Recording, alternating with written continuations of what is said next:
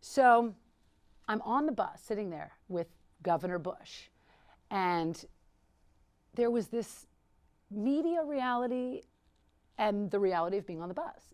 This guy that you knew from sitting on the bus with him, that all reporters, no, I was not special. We were all sitting there, and he would say these things I would never repeat in front of a lady like Marcia, but the man who ended up being our president ended up saying these ridiculously crass things, and he would fart, and he would swear, and he would do all these things. And it was weird to me that as a young lady on the bus, that none of the people that he would do this with ever put it in their articles.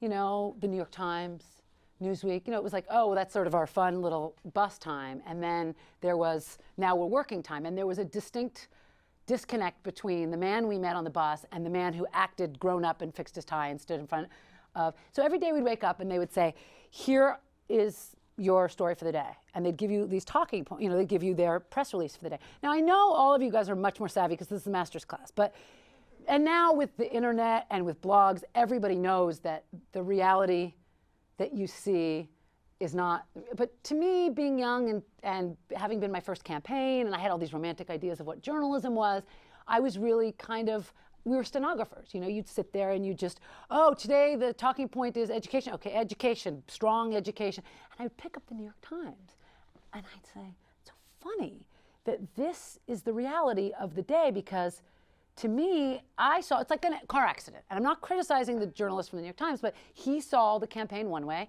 And, you know, we were all sitting there, we all saw it in our own, but it was just strange to me that they chose to see one version of reality.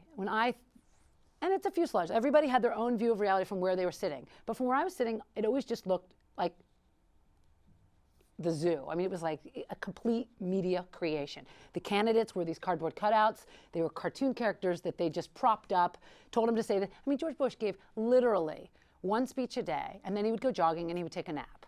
And then he'd go to a fundraiser. That was his day. And I'd be like, I think I could be president. If that's all, you know, if that's all it takes, the actual workload of what you have to do putting together your films compared to what he had to do to compare was astounding to me.